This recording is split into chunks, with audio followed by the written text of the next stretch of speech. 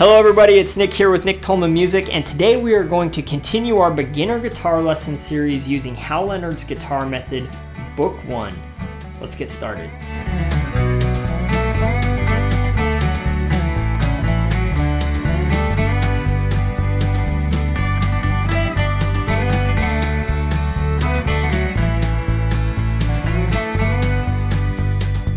Okay, so today we're looking at page 17, and page 17 is exciting because we are going to start talking about chords. But before we dive in, again, I'm going to put in my plug, as always, to please check out my Patreon page if you haven't. Consider becoming a patron for as little as $3 a month.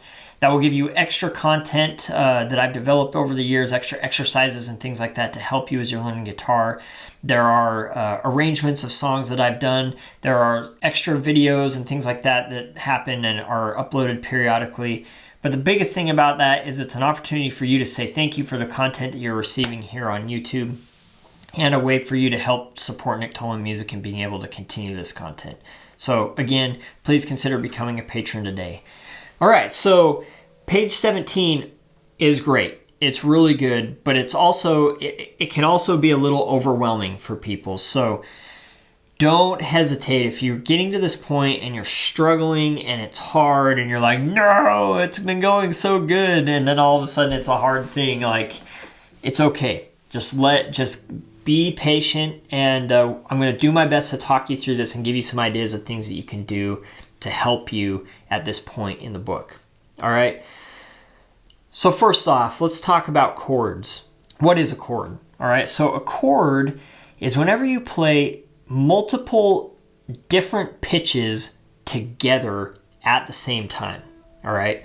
So for instance, everything that we've done so far are single note melodies. At any given time, we're only playing one note at a time.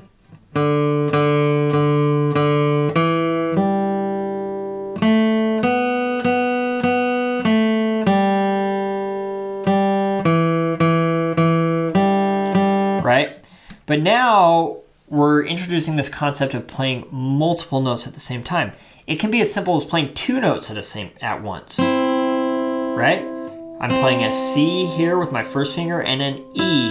All right? That is a chord. Now, generally, we include three notes in a chord, and that will at least help us to determine for sure what kind of chord it is, okay? Now, in general, when we strum chords on the guitar, we're going to be strumming like maybe 4 strings or 5 or 6 strings, all 6 strings, right? So if I play like our standard G chord, the standard fingering that you would use, you're going to strum all 6 strings, right? Our standard C, I'm going to strum 5.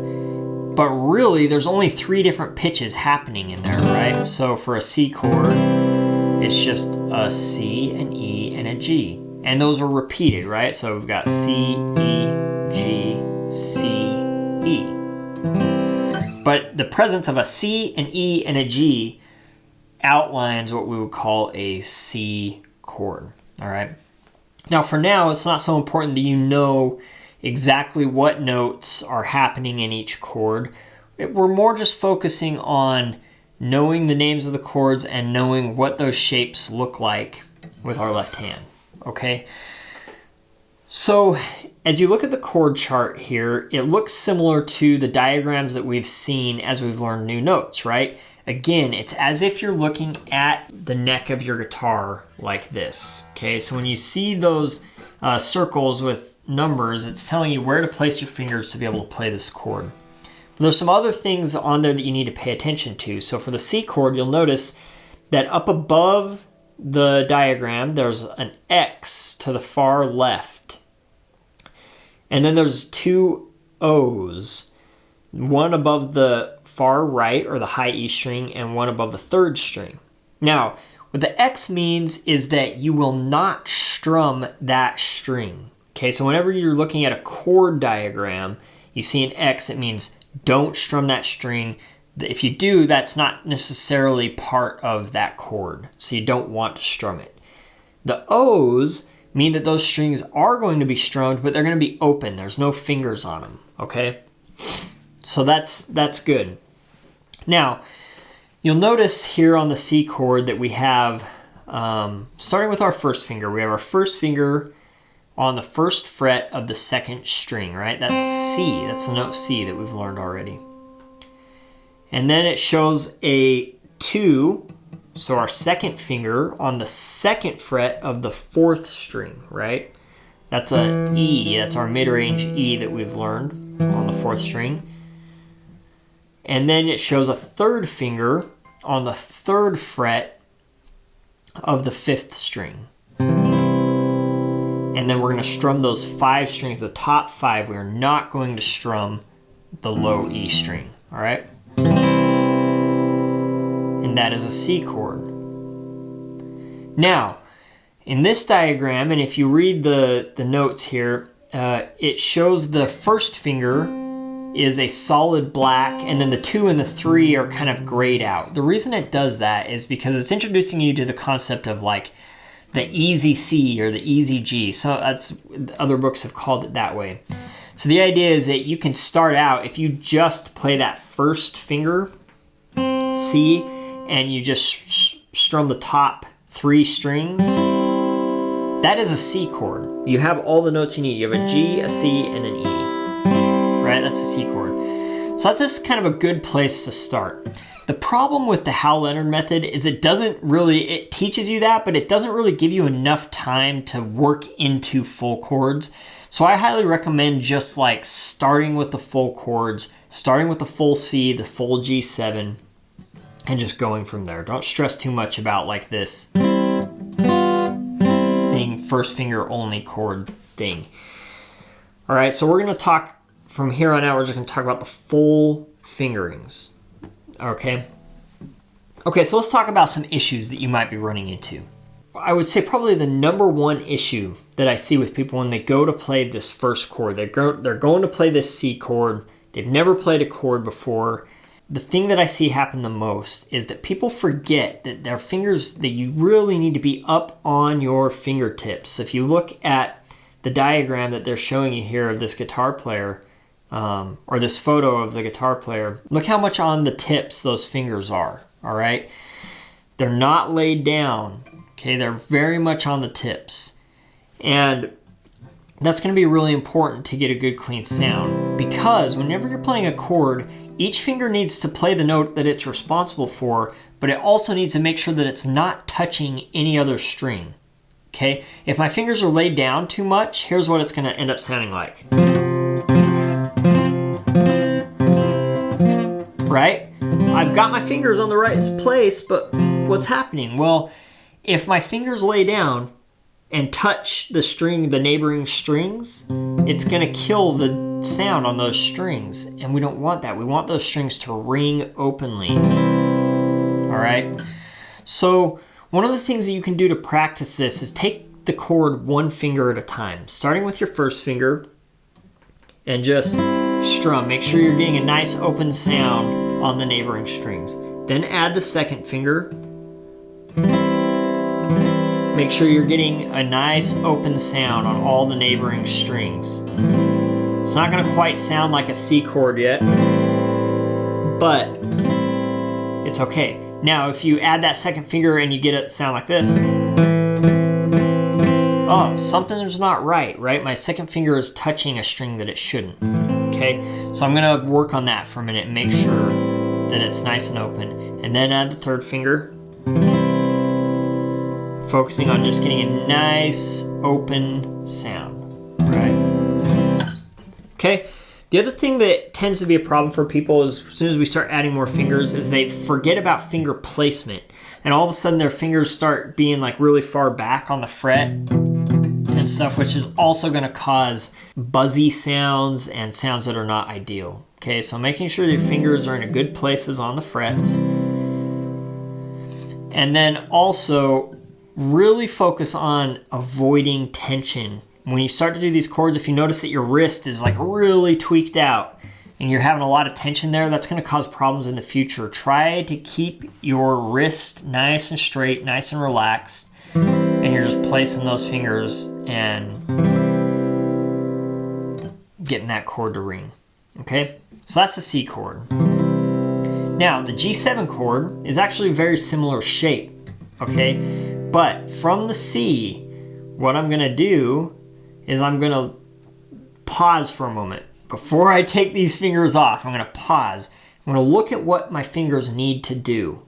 So one of the big issues with people when they first start learning chords is that every time they add a new chord, they do this full reset. They're like, okay, fingers off, I'm gonna start fresh. That's not the idea. What you wanna be thinking about is what do I need to do from the C chord to move to the G chord efficiently, all right? So let's look at the first finger. What does the first finger do? Well, it just moves up a string. That's it. It's just gonna move up one string. Now look at the second and third finger, okay? They are both in the same shape as well, but they're just gonna move down one string each, all right? So the second and third finger are gonna move down one string like that. And the first finger is gonna move up one string. And then the idea is you want that to be able to happen at the same time.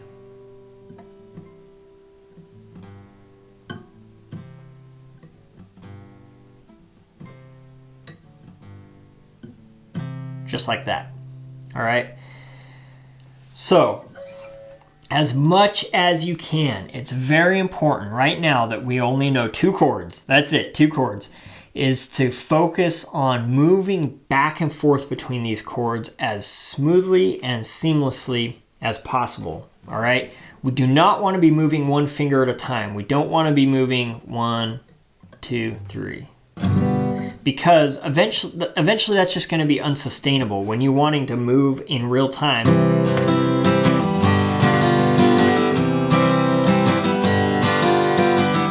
You need to be able to move all the fingers as a unit. So it's better to practice these movements super slowly, but all the fingers at the same time, than it is to practice fingers individually. All right, so that's another concept there. But again, right now when we only know 2 chords, make sure that you really solidify this movement. This movement between C and G is going to be a foundational movement to be able to do. So please do not go ahead until you have mastered this movement. All right. All right. So that being said, we have exercise 33. Before you do exercise 33, I would suggest this, and that is spend some time just moving between the 2 chords without thinking of any kind of time at all. You're just gonna strum the chord. Before I move, I'm gonna think about the next chord, think about what my fingers need to do. I'm gonna move and strum. I'm thinking about what they need to do to go to C and execute. Let it ring, take as much time as you need. But the idea is that you want to be able to move and strum together as quickly as possible. So you don't want it to be like a move and then strum, because what that's eventually going to do is cause gaps. You want to think about it, move and strum. Think about it, move and strum. Think about it. Okay, I see what my fingers need to do. Move and strum. And eventually get to where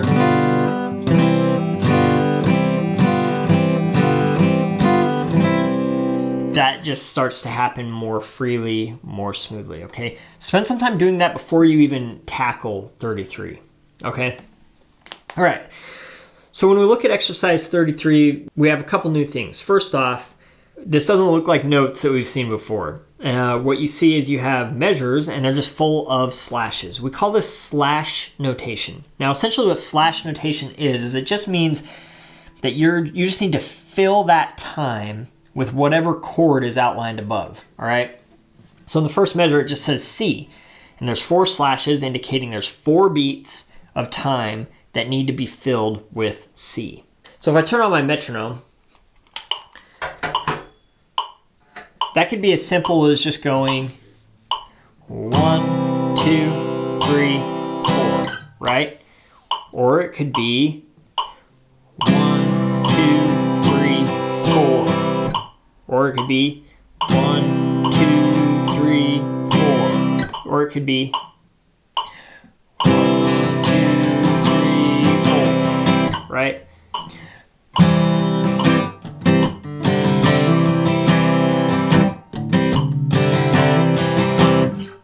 right? The rhythms can be more or less complex. The idea is that you're just filling 4 beats of time with that chord. For now, we're just going to keep those rhythms simple, like maybe doing just quarter notes or just whole notes or just half notes, okay? And I encourage you to experiment with different combinations of those, but kind of just keep those rhythms simple. All right, so here is exercise 33. I'm going to set the metronome to 72, and I'm just going to play whole notes, just whole notes. But I'm going to let it fill 4 beats of time for each measure, obviously. So here we go. 1, 2, ready, and go. 2, 3, 4. 2, 3, 4. 2, 3, 4. 2, 3, 4. 2, 3, 4. Off. All right. So that's a great way to practice. Then maybe the next step would be like, okay, let's do half notes in each measure. All right, so that would look something like this. 1, 2, ready, and half notes. 3,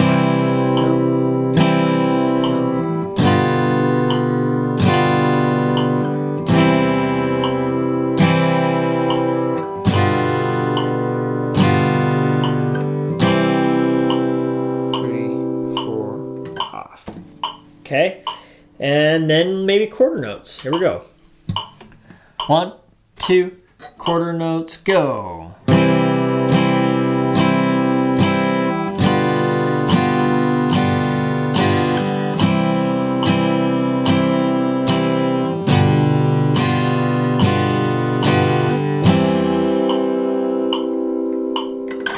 That's the idea. Let's jump the metronome up to 120 and do the same thing. So I'm just going to loop it, but I'm going to, first time through, I'm going to do whole notes, second time half notes, third time quarter notes. Okay, here we go. 1, 2, 1, 2, ready, and 2, 3, 4. 3, 4. 3, 4. 4. Half notes.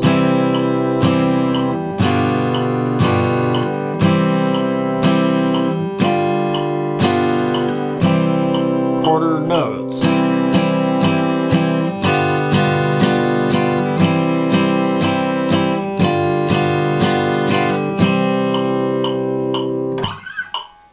And there's no limit to how fast you should do this on the metronome. Really, you should be able to practice this and get that feeling smoothly as quickly as possible. All right. That's a lot. If you have questions regarding these chords, please leave them in the comments below. I'll do my best to help answer your question. But the idea is that you just want to take it slowly. You want to focus on making sure that your fingers are way up on the tips, that you're getting a good sound on every note of the chord. Making sure that there's no dead or buzzing sounds, that your fingers aren't inadvertently touching strings that they shouldn't, okay? And then it's just a matter of practicing and drilling that movement.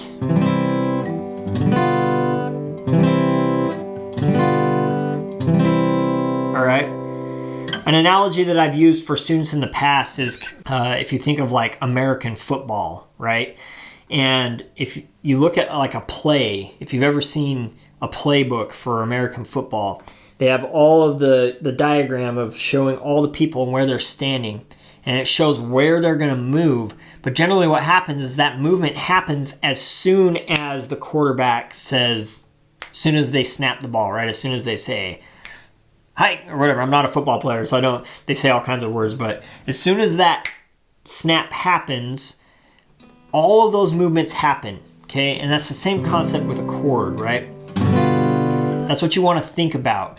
You have a plan. You know what's going to happen. You know where your fingers are going to go. And then as soon as it's time, they go, right? Try to avoid taking time and trying to do each finger individually, and definitely avoid taking everything off and resetting, because there will be times when you move to a new chord where some fingers stay in the same place, all right? So get used to just thinking about the chord and moving. Thinking, moving, all right? All right, so let's go ahead and try this last exercise on the page. This is 34 Tom Dooley. So I'm going to go ahead and play the metronome, or play the melody at 72. Melody first, then chords. Here we go. 1, 2, ready, and go.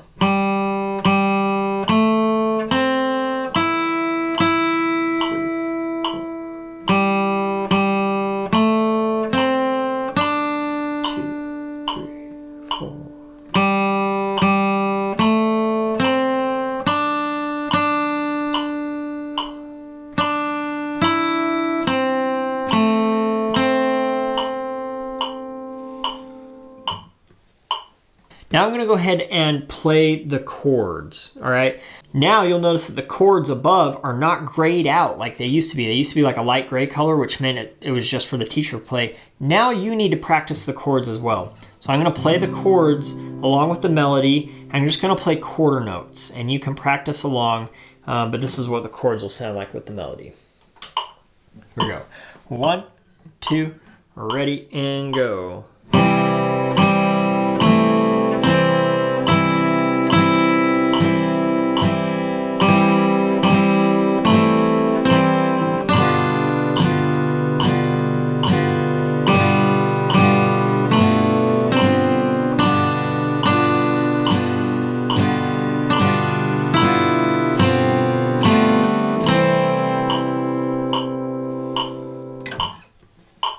So that's Tom Dooley, that's the chords and the melody.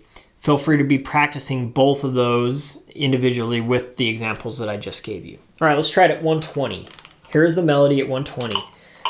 Practice the melody along with this, but also practice the chords along with it. All right, here we go. 1, 2, 1, 2, ready, and...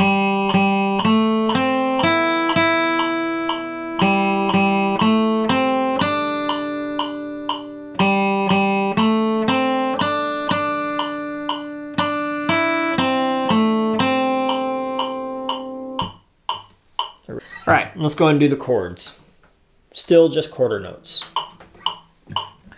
1, 2, or 1, 2, ready, and...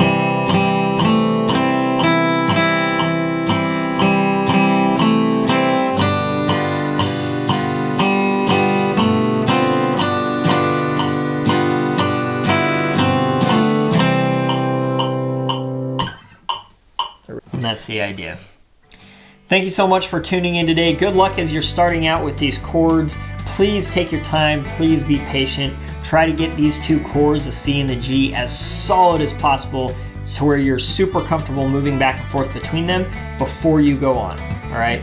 So again, thank you so much for tuning in. Please subscribe if you haven't already, and we will catch you next time. Thanks.